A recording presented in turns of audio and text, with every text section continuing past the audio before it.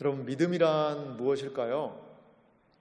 이 믿음이라는 것은요, 이 험한 세상에서 온전히 의지할 대상을 찾는 것, 그것이 바로 믿음인 것 같습니다. 이 험한 세상에 많은 사람들은 저마다 믿을 거리들을 찾아내려고 노력을 많이 합니다. 하지만 온전한 믿음의 대상이 과연 그것인지에 대해서는 의구심이 드는 것이 사실이지요. 믿음이란 무엇일까요? 온전한 의지할 대상을 발견하는 것, 그것이 바로 믿음이라는 것이지요. 믿음이라는 것은 또한 이렇게 이야기할 수 있을 것 같아요. 나 혼자도 도움 없이 씩씩하게 나는 잘 살 수 있다 라고 생각하고 인생을 그렇게 살아가던 사람들이 주 없이 살 수 없네 라고 주님 앞에서 겸손하게 자신의 삶을 고백하는 것, 그것이 바로 믿음이라는 것입니다. 믿음은요, 우리가 무엇을 의지하고 무엇을 붙들어야 하는지를 명확하게 우리에게 보여주고 있습니다. 그래서 믿음은 우리의 삶을 새로운 방식으로, 새로운 삶으로 이끌고 인도하는 것이 바로 믿음인 것입니다. 많은 사람들이 시편 23편을 좋아합니다. 많은 사람들이 시편 23편을 좋아하는 이유는 쉴만한 물가, 푸른 풀밭, 그리고 부족함이 없도록 인도하시는 그 하나님에 대한 노래가 이 시편의 23편에 있기 때문일 것입니다. 하지만 시편 23편에서 보면 양들이 소생해야 되는, 양들이 뒤집히기도 하고요, 두려움이 있기도 하고요, 그런 어려움들이 분명히 이 양에게 있더라는 것이지요. 오늘 우리가 읽었던 시편 23편 4절은 사망의 음침한 골짜기가 등장을 합니다. 이 사망의 음침한 골짜기에서 하나님은 과연 어떻게 이 양들을, 이 믿음의 백성들을 인도하시는 것일까요? 사망의 음침한 골짜기는 무엇이고 거기에서 우리는 어떠한 믿음을 가질 수 있는지, 오늘 이 주일의 아침을 통하여 하나님의 말씀을 함께 상고하기 원합니다. 먼저 우리가 살펴볼 것이 있는데요, 왜 사망의 음침한 골짜기를 우리가 지나가야 하는가, 이것을 먼저 살펴볼 필요가 있습니다. 분명히 시편은 말하고 있지요. 푸른 풀밭에 누이신다, 쉴만한 물가로 인도하신다, 부족함이 없다라고 그렇게 고백을 하는데, 아니 오늘 성경 본문에 보니 사망의 음침한 골짜기로 양이 가야 한다는 것이지요. 그 의미는 무엇일까요? 먼저 우리는 사망의 음침한 골짜기가 무엇인지를 좀 생각해 볼 필요가 있습니다. 이 사망의 음침한 골짜기라는 것은요, 깊은 어둠의 골짜기로 번역을 할 수가 있습니다. 깊은 어둠의 골짜기라는 것이지요. 아마도 거기는 빽빽한 숲이 우거져서 그늘이 져 있었을 것 같아요. 사망의 골짜기는 넓고 평평한 초원이 아닙니다. 좁고 어두운 협곡, 이것이 바로 사망의 음침한 골짜기라는 것이지요. 낭떠러지의 돌들이 언제 굴러 떨어질지 모르는 위험한 장소이기도 합니다. 또한 어둠을 틈타서 맹수들이 이 양들을 잡아먹으려고 노리는 위협의 장소이기도 하다는 것이지요. 사망의 음침한 골짜기는 일상적인 그러한 부분에서 만나는 어려움이 아니라 매우도 극단적이고 매우도 특별한 엄청난 고통의 자리를 상징적으로 우리에게 보여주고 있습니다. 여러분, 밤이 되고 어두우면 무섭지요. 왜 무서울까요? 그 어둠 자체가 무섭다기보다 그 어둠 속에서 무엇인가 나에게 위해를 가하는 것이 도사리고 있다는 것이지요. 그 어둠 속에서 예측할 수 없는 것이 나를 기다리고 있다는 것, 그것이 무섭지 않습니까? 제가 예전에 외국에 잠깐 있을 때 그분이 거기에서 만난 한 분이 하는 이야기가 있더라고요. 자기 조그만 그 아파트에 나무들이 좀 있었다는 거예요. 나무들이 몇 그루 있었는데 그 나무를 다 베어버렸대요. 왜 그러냐 봤더니 그 나무에 강도들이 숨어 있다가 밤에 지나가는 사람들에게 갑자기 급습을 해서 돈을 털어 가더라는 거죠. 그래서 그 정부에서 아예 그 나무를 다 베어버렸다는 겁니다. 그래서 그 어둠의 요소를 제거해버리는 것이죠. 그렇습니다. 어둠 속에는 무엇이 있는지 몰라요. 강도가 있을 수 있어요.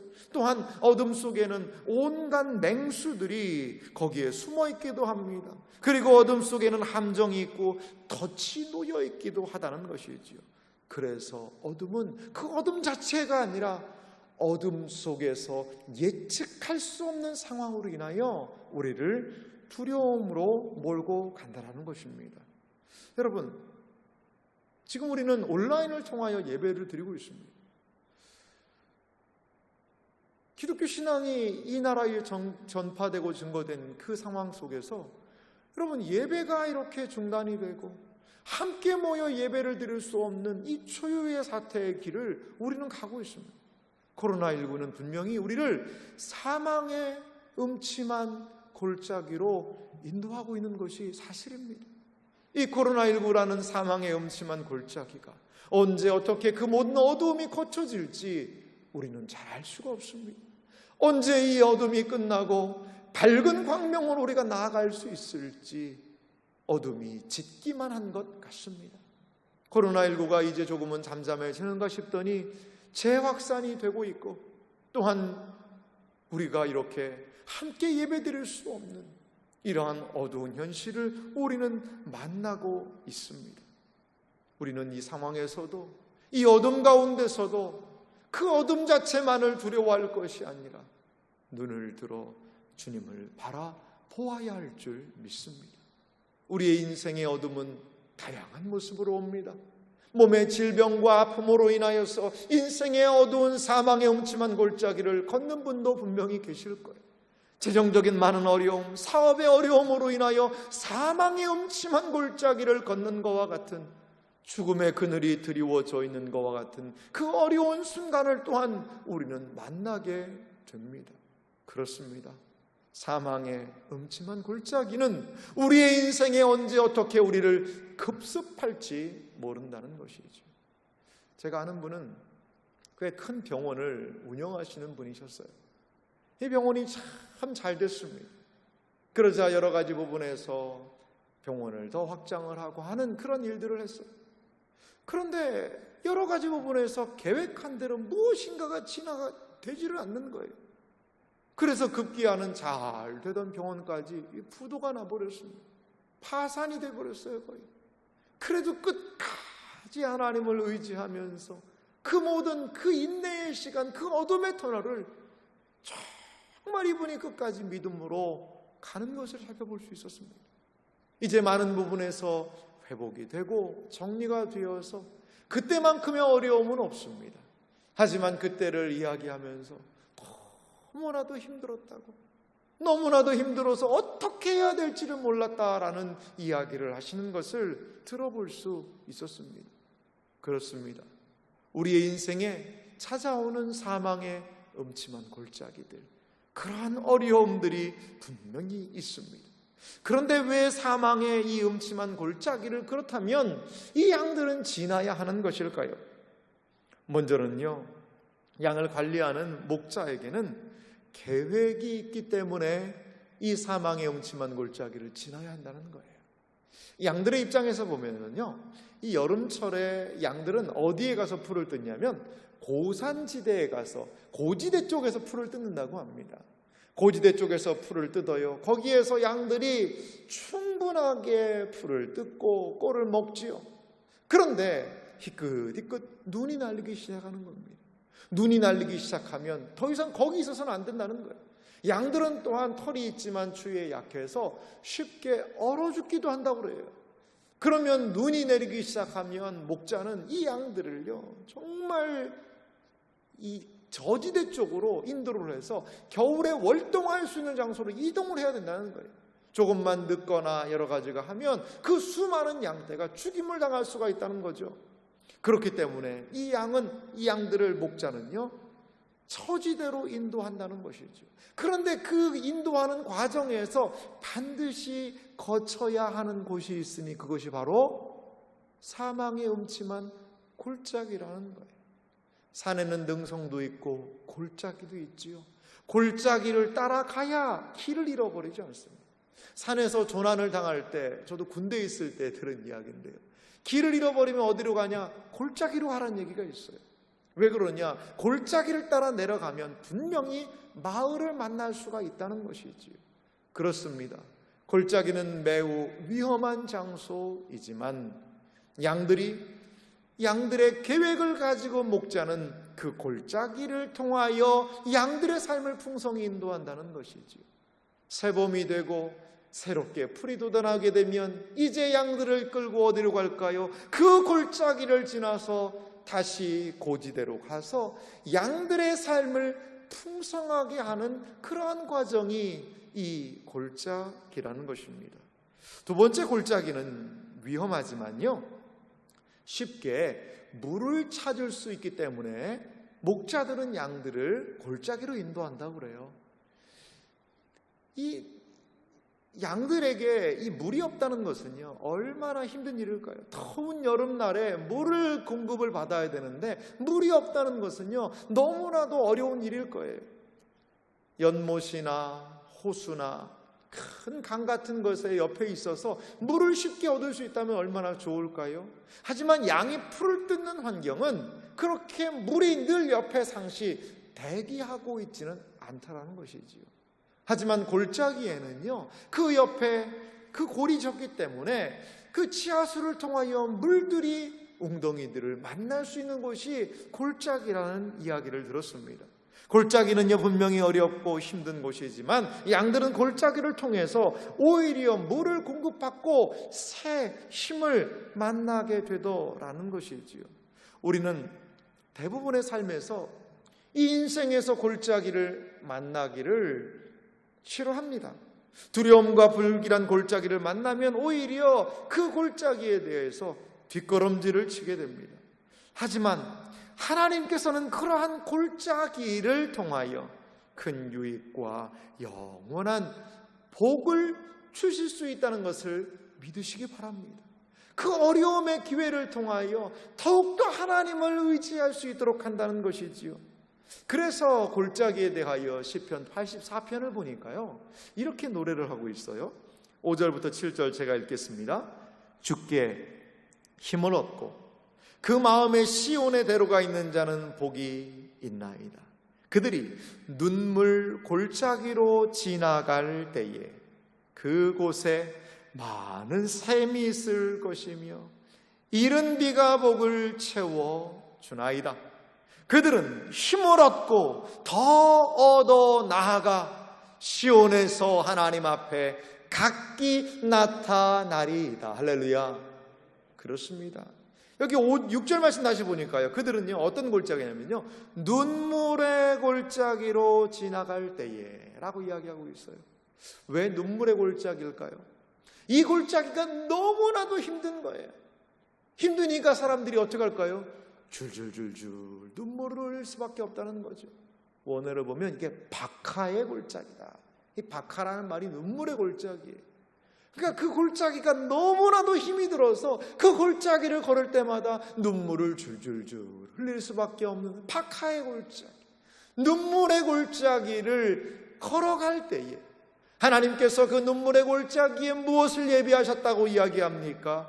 그곳에 많은 샘이 있을 것이며, 분명히 눈물의 골짜기, 사망의 음침한 골짜기는 우리에게 어려움을 주지요. 눈물을 흘리게 하지요. 탄식을 나오게 합니다. 하지만 그곳에서 오히려 하나님께서는 7절의 말씀과도 같이 그들은 힘을 얻고 더 얻어 나아가게 되는 그러한 하나님을 새롭게 만나는 계기가 될 줄 믿습니다.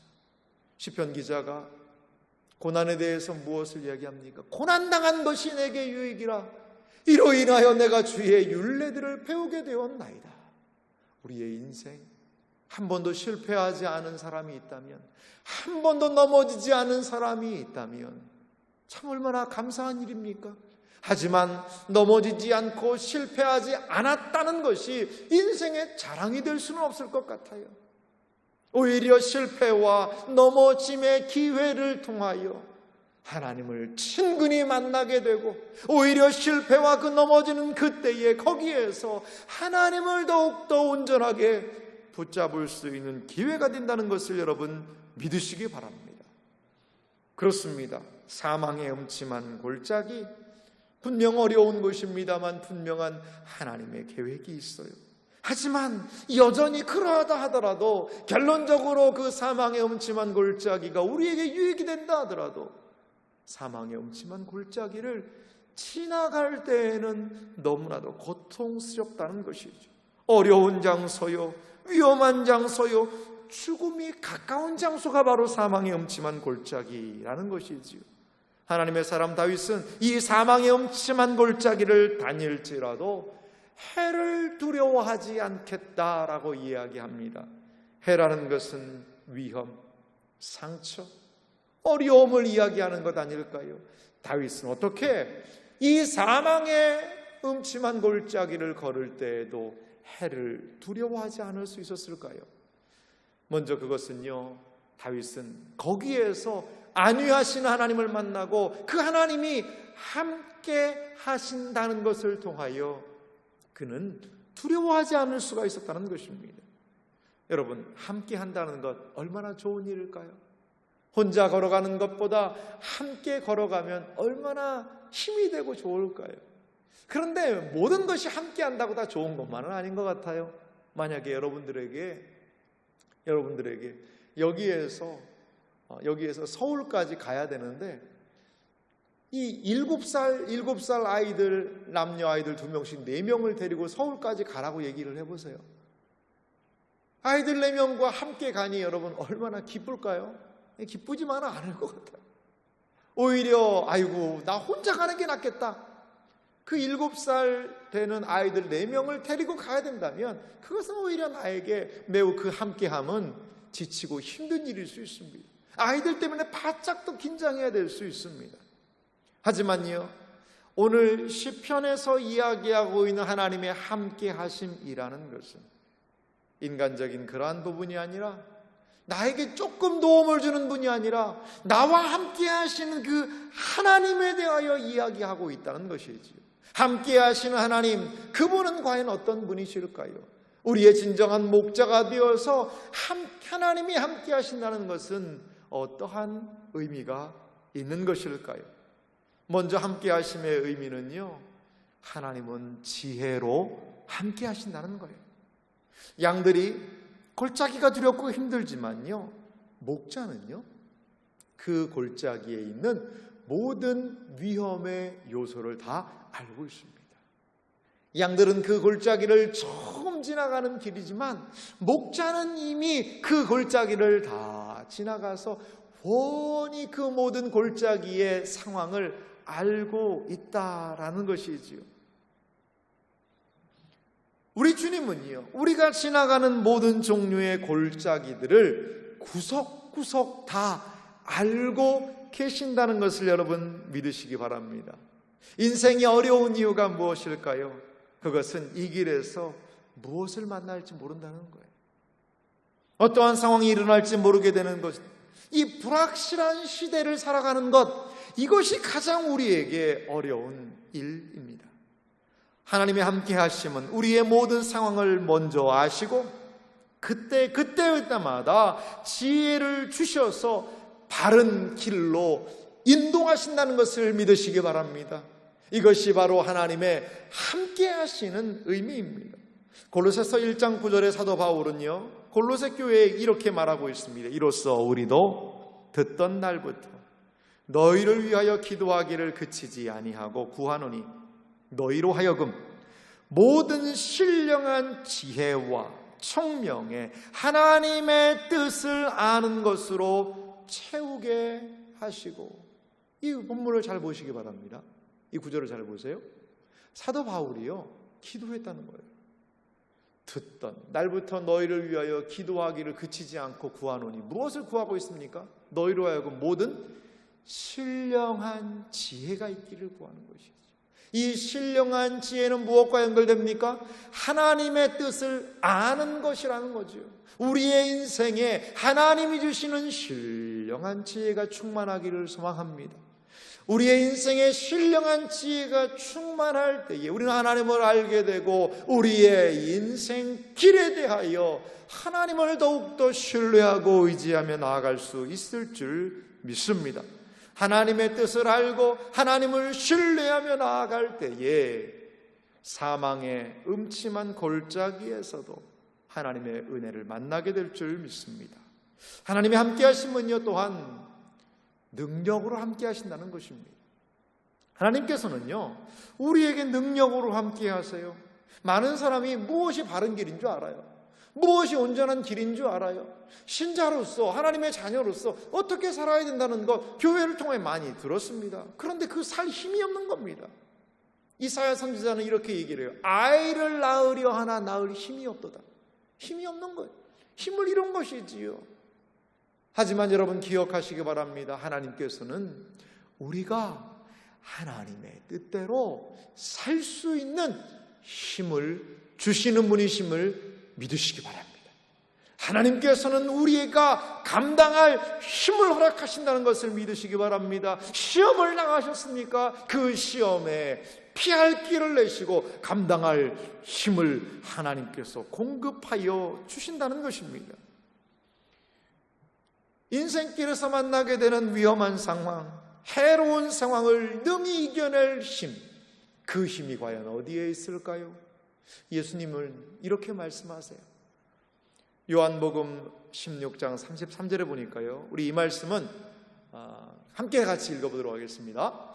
이것을 너희에게 이르는 것은 너희로 내 안에서 평안을 누리게 하려 함이라.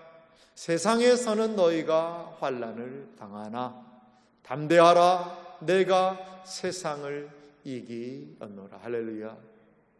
이것이 바로 주님이 함께 하시는, 이 주님이 함께 하시는 거예요. 세상을 능히 이기신 그 주님께서 함께 하시고 능력으로 함께 하신다는 것을 여러분 믿으시기 바랍니다. 우리는 힘이 없지요. 우리는 연약하지요. 어떠한 어려움을 만나면 두렵고 떨리고 가슴이 덜컥 내려앉습니다. 그러할 때마다 이 예수님의 모습을 기억하시기 바랍니다. 우리의 인생의 참 목자가 되신 예수님은 내가 세상을 이기었노라 말씀하여 주셨습니다. 세상을 이기신 그분께서 우리의 인생의 진정한 목자가 되어 주셔서 나와 함께 하신다는 것, 이것을 마음으로 믿으시는 여러분들이 되시기를 간절히 소망합니다. 주님은 세상을 이기심으로 세상을 감당할 힘을 우리에게 허락하여 주신다는 것을 믿으시기 바랍니다. 주님이 함께 하심은 마지막으로요, 사랑하심을 통하여 우리와 함께 하신다는 것이죠. 사망의 음침한 골짜기는 매우 위험한 곳입니다. 맹수들의 위험이 있고요, 언제 돌이 굴러 떨어질지 모르는 그런 위협이죠. 천길랑 떨어질 수밖에 없는 그러한 위험한 곳이기도 합니다. 하지만 사망의 음침한 골짜기를 걸을 때 목자와 양은 가장 가까이 한다는 것을 여러분 믿으시기 바랍니다. 양은 지금까지 어떻게 살았지요? 때로 양들은 자기들 마음대로 멀리 가기도 합니다. 여기 가고 저기 가고, 때로는 목자의 마음을 속을 썩이기도 하죠. 왜요? 자기 마음대로 가기 때문에요. 하지만 사망의 음침한 골짜기를 걸을 때 양은 그럴 수 없습니다. 조금만 발을 잘못 내디디면 낭떠러지로 떨어질 수밖에 없고, 조금만 한눈을 팔고 정신을 놓으면 맹수들의 공격을 받을 수밖에 없는 매우 다급한 상황이기 때문에 양은 최대한 목자에게 바싹 달라붙습니다. 그리고 목자도 그 골짜기를 인도하면서 양을 자신의 영향력 아래서, 자신의 보호 아래서 최대한 양을 보호하려는 그 반경 안에서 그 골짜기를 통과한다는 것이지요. 이스라엘 백성에게 하나님께서 보이신 인도와 사랑, 그 자비가 무엇이었습니까? 신명기 32장 10절에서 12절 말씀 보니까요, 이스라엘 백성을 인도하신 하나님에 대하여 이렇게 표현하고 있습니다. 여호와께서 그를 황무지에서 짐승이 부르짖는 광야에서 만나시고 호위하시며 보호하시며 자기의 눈동자같이 지키셨도다. 마치 독수리가 자기의 보금자리를 어지럽게 하며 자기의 새끼 위에 너풀거리며 그의 날개를 펴서 새끼를 받으며 그의 날개 위에 그것을 엎는 것 같이 여호와께서 홀로 그를 인도하셨고 그와 함께한 다른 신이 없었도다. 아멘. 한번 10절 말씀을 다시 한번 보실래요? 하나님께서 이스라엘 백성들을 어떻게 하셨다는 거죠? 호위하시며 보호하시며 자기의 눈동자같이 지키셨도다. 이것이 바로 하나님의 자비하심, 하나님의 사랑하심으로 우리의 인생을 인도하심임을 기억하시기 바랍니다. 하나님이 함께 하시는 이유는 무엇입니까? 우리를 사랑하시기 때문입니다. 우리에 대한 분명한 계획을 가지고 우리를 사랑함으로 그분의 능력으로 그분의 지혜로 우리의 삶을 함께 하시며 하나님께서 인도하신다는 것을 여러분 기억하시기 바랍니다. 다윗은 그래서 이 하나님에 대하여서 4장 마지막 부분에 이렇게 얘기해요. 나를 안위하시는도다. 이 안위라는 단어를 쓰고 있습니다. 이 안위라는 단어의 사전적인 의미는 뭐냐면요, 몸을 편안하게 하고 마음을 위로한다라는 그 의미가 있어요. 위로라는 표현이 더욱더 우리에게 느낌은 다가오는 것 같아요. 몸을 편안하게 하고 우리의 마음을 위로하시는 것, 그것이 주님이 함께 하시는 의미라는 것이죠. 하나님이 함께 하실 때에 우리는 안위의 삶을 살게 될 줄 믿습니다. 하나님의 안위의 삶은 그냥 함께 하신다는 것, 그런 피상적인 표현만으로 만족하지 않습니다.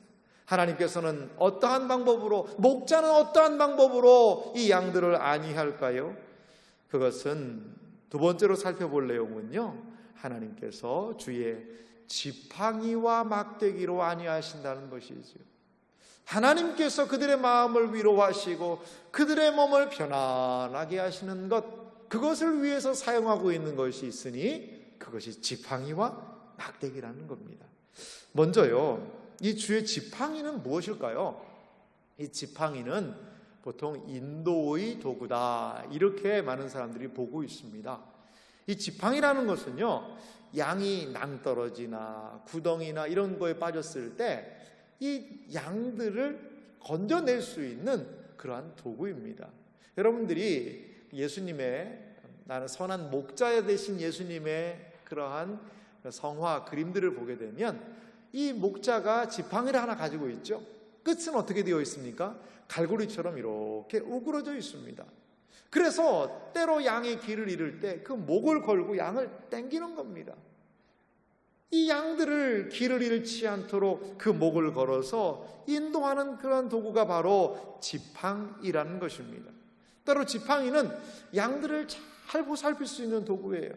이 지팡이를 둬서 그 아래로 양들이 지나갈 때에 양들의 숫자를 셀 수도 있고요, 이 지팡이를 통하여 양들의 털을 잘 살피면서 양이 어디 아프진 않는가라고 세심하게 살필 수 있는, 이 지팡이는 목자의 길게 늘어난 손과 같은 거죠. 지팡이가 있는 곳에는 목자의 임재가 있는 것이지, 목자의 돌봄이 있다는 것입니다.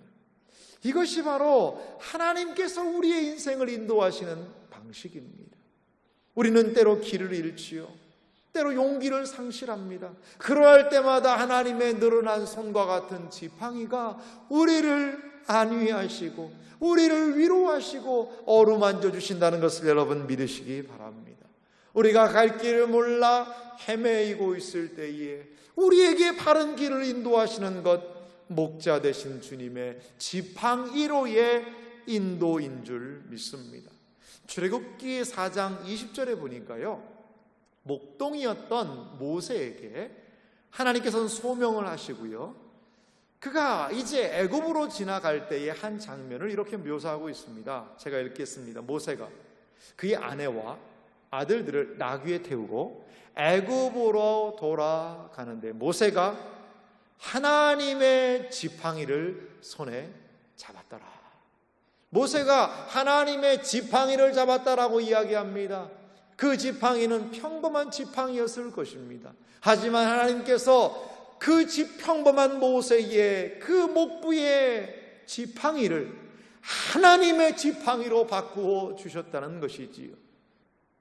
목자들이 양을 그 지팡이로 인도하듯이 하나님께서는 이스라엘 백성을 하나님의 지팡이로 인도하시겠다는 상징적인 모습을 보여주고 있습니다. 사랑하는 성도 여러분, 하나님의 지팡이가 우리의 삶을 인도하신다는 것을 믿으시기 바랍니다. 어떠한 길을 잃는 헤매이는 상황에서도 하나님의 지팡이로 우리의 삶이 인도받는다는 것을 믿으시기 바랍니다. 출애굽 40년의 여정 동안 모세는 지팡이를 놓지 않았습니다. 왜 그렇습니까? 그것은 하나님의 지팡이였기 때문에 그렇습니다. 하나님의 지팡이를 부여잡을 때 하나님의 인도하심을, 하나님의 위로를 경험할 수 있었을 것입니다. 또 하나 두 번째로 살펴볼 것이 있는데요, 그것은 막대기입니다. 주의 막대기는 보호의 도구입니다. 지팡이가 인도의 도구였다면 주의 막대기는 또한 보호의 도구라는 것이지요. 목자들은요, 막대기를 가지고 있다고 그래요. 이것은, 막대기는 뭐냐면 공격용 무기입니다. 늑대나 곰이나 사자나 들깨, 이 양을 해치려고 왔을 때 목자는 이 막대기로 그 위험한 맹수들과 싸우고 후려쳐가지고 때로는 막대기를 정확하게 던져서 그 짐승들을 쫓아낸다고 합니다. 그렇습니다. 이 막대기로 짐승들로부터 양들을 보호하는 것이지요. 선한 목자에게는 양을 인도할 수 있는 능력이 있습니다. 선한 목자는 위협으로부터 양을 보호할 수 있는 능력이 있다는 것을 여러분 믿으시기 바랍니다. 신자를 보호하는 하나님의 막대기, 하나님께서는 우리 신자들을 여러 위협에서부터 보호하시는 줄 믿으시기 바랍니다. 무엇으로 그렇다면 하나님께서는 우리 신자들을 보호하실까요? 그것은 바로 하나님의 말씀을 통하여 우리를 보호해 주시는 줄 믿으시기 바랍니다. 에베소서 6장에는요, 우리가 잘 아는 전신갑주에 대한 이야기가 나와요. 13절, 17절 두 절을 제가 읽어보겠는데요. 그러므로 하나님의 전신갑주를 취하라. 이는 악한 날에 너희가 능히 대적하고 모든 일을 행한 후에 서기 위함이라. 17절 말씀 보면요, 구원의 투구와 성령의 검 곧 하나님의 말씀을 가지라. 에베소서에 등장하고 있는 전신갑주는요, 많은 부분 다 방어용 무기입니다. 투구를 쓰고 흉배를 갑옷을 입고 신을 차고 허리띠를 띠고, 이 모든 것들은요, 내 몸을, 군인의 몸을 보호하기 위한 거예요. 그리고 믿음의 방패를 가집니다. 그런데 공격용 무기는 단 하나입니다. 그것은 무엇이냐? 성령의 검이다라고 이야기하고 계세요. 성령께서 검이 되어 주셔서 무엇이죠? 하나님의 말씀으로 우리를 악의 세력으로부터 보호하신다는 것이죠. 악의 세력들을 싸워 이긴다는 것이죠. 이 세상의 악한 생각들이 우리를 엄습합니다. 악한 생각들이, 악한 사고를 가진 그러한 음흉한 계계들이 우리를 넘어뜨리려고 합니다. 그때마다 무엇을 붙잡아야 되겠습니까? 여러분, 성령의 검을 기억하시기 바랍니다. 하나님의 말씀을 기억하시기 바랍니다. 이 세상의 죄악의 유혹이 옵니까? 하나님의 이 말씀의 검으로 그 모든 것들을 잘라내버리고 능히 싸워 이겨내야 할 줄 믿습니다. 목자의 막대기가 맹수의 위협으로부터 양들을 지키듯이 하나님의 진리의 말씀이, 성령의 검이 우리를 이 땅을 살아갈 때에 이 세상의 많은 위협으로부터, 이 세상의 온갖 간교한 꾀임으로부터 우리를 지킬 수 있다는 것을 믿으시기 바랍니다. 그렇습니다.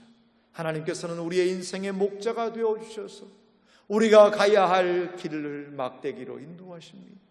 우리가 만나게 된 어려운 위험한 상황들을 또한 지팡이로 인도하시고 막대기로 보호하시며 말씀으로 우리를 이겨낼 수 있도록 하게 하실 줄 믿습니다. 이것이 바로 사망의 음침한 골짜기에서 만나게 되는 주님의 안위하심이라는 것입니다.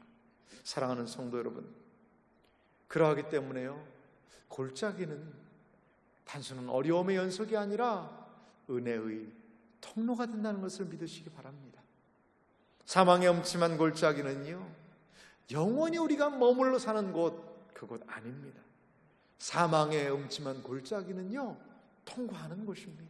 마치 터널에 우리가 처음에 들어갈 때 터널이 깜깜하고 어둡지만 그 터널은요, 한 번 들어간 터널은요, 끝이 있어요. 그리스도인의 고난은 결코 동굴이 아닙니다. 동굴은 끝이 어딘지, 어디에서 어떻게 시작하는지 모를 그 어두움의 세계로 그 사람들을 이끌고 인도하고 있지만, 신자가 만나는 그 어두움은, 사망의 음침한 골짜기는 터널과 같아서 분명히 그 끝이 있다는 것을 여러분 기억하시기 바랍니다. 사망의 음침한 골짜기는 분명히 통과할 수 있습니다. 혹여라도 지금 사망의 음침한 골짜기와 같은 어려운 상황에 놓여 계시는 분이 계시진 않습니까?